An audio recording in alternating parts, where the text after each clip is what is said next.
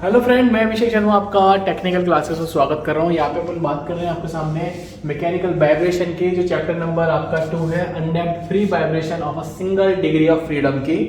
तो इसके अंदर जो मेन जो डेरिवेशन आता है वो सबसे पहले आता है आपका derivation of the differential equation, यानी कि जो आपकी डिफरेंशियल इक्वेशन होती है M x double dot plus के एक्स इज इक्वल 0। तो जो आपकी मैक्सिमम टू मैक्सिमम आपका डेरिवेशन पूछा जाता है वो इस रिलेशन के लिए पूछा जाता है। तो अपन अभी बात करेंगे डिफरेंशियल इक्वेशन की। तो क्या करना है अपन देख लेते हैं, फटाफट से आ जाते हैं एक बार। सबसे पहले अपने को डायग्राम दे रखा है, तो अपन डायग्राम देखते हैं, पहले समझते हैं डायग्राम क्या है। कि आपको एक डायग्राम दे रखा है, उस डायग्राम के अंदर आपकी एक स्प्रिंग है जो कि आपकी फिक्स सपोर्ट से लटकी हुई है, नीचे की तरफ कुछ इस तरीके से लगा रखा है, और एक यहाँ पे एम दे रखा है जो कि इस स्प्रिंग से कनेक्टेड है।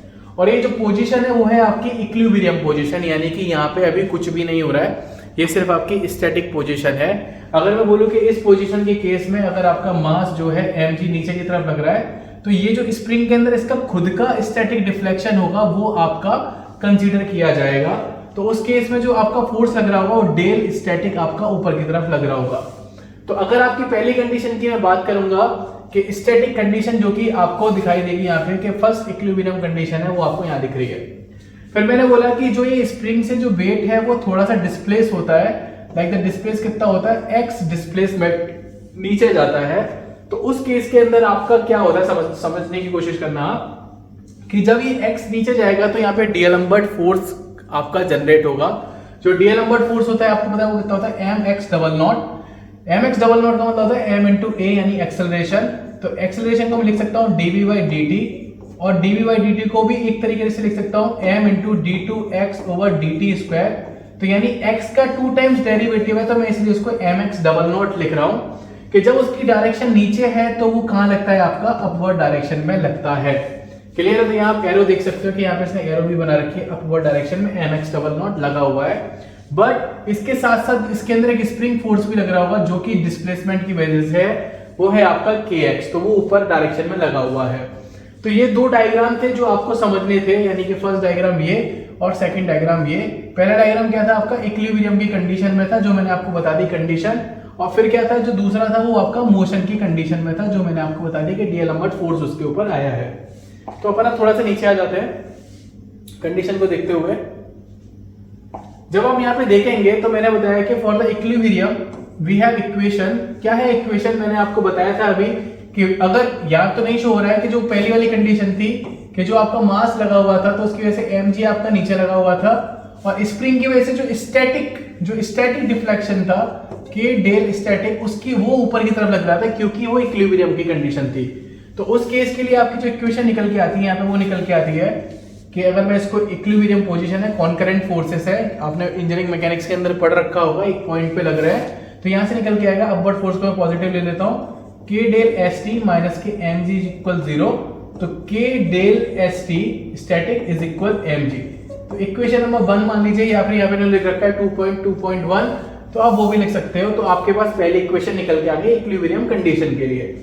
अब मैं सेकंड कंडीशन की बात कर लेता हूँ। यहाँ पे पहली कंडीशन आपकी आ गई है। पहली कंडीशन क्या थी मैं बता देता हूँ दोबारा से, m g is equal k del static, या उल्टा भी लिख सकते हो। सेकंड कंडीशन थी, मैंने भी आपको बताया, एक्सप्लेन करके भी बताया कि स्प्रिंग क्या थी कि आपकी पोजीशन से x डिस्प्लेसमेंट नीचे की तरफ आई थी। तो उस केस के अंदर आपके यहाँ पे क्या था कि पहले से ही उसके अंदर क्या था कि उसका स्टैटिक डिफ्लेक्शन था, और साथ के साथ उसने x डिस्प्लेसमेंट और चला, तो k डेल स्टैटिक प्लस के x आपका अपवर्ड डायरेक्शन में लगने लगा। क्यों? क्योंकि उस केस में मैं यहाँ पे mg भी कंसीडर कर रहा हूं। अगर मैं mg कंसीडर नहीं करूंगा तो डेल स्टैटिक को कंसीडर नहीं करूंगा।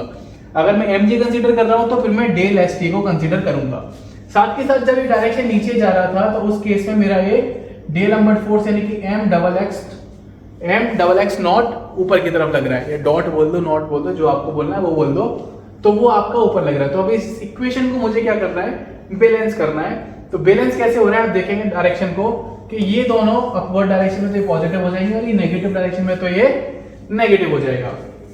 तो मैंने लिख लिया इक्वेशन सिंपल तरीके से कि एम एक्स डबल नॉट ये आ गया plus k del static plus के x minus k m g is equal 0। तो ये आपके पास इक्वेशन निकल के आ गई। मैं मल्टीप्लाई कर देता हूँ, m x double dot plus k del static plus के x minus k m g is equal 0। तो अब यहाँ पे हम नोटिस करेंगे कि फ्रॉम द इक्वेशन नंबर 2.2.1 जो कि बुक के हिसाब से है, ये दोनों जो वैल्यू है ये और ये कैंसिल आउट हो रही है। तो मेरे पास सिर्फ सिंपल वैल्यू बचती है, वो बचती है M x double dot plus के एक्स इज इक्वल 0। तो ये आपके पास इक्वेशन बचती है। यहाँ पे ये इक्वेशन यहाँ पे आ रही है 2.2.2, एक एंजल नंबर है। तो यहाँ पे हम नोटिस करेंगे कि ये जो आपकी इक्वेशन है दिस इज डिफरेंशियल इक्वेशन। ये आपके पास क्या है, यहाँ पे डिफरेंशियल इक्वेशन उसने आपको दे रखी है। तो डेरिवेशन आपका यहाँ पे खत्म हो जाता है, पर इसका एक सेकंड पार्ट होता है और है, आपको वो देखना जरूरी है, क्योंकि उसके अंदर आप देखेंगे ग्रेविटेशनल के फॉर्म में इसको कैसे रिप्रेजेंट करते हैं, तो वो भी आप देख लीजिएगा।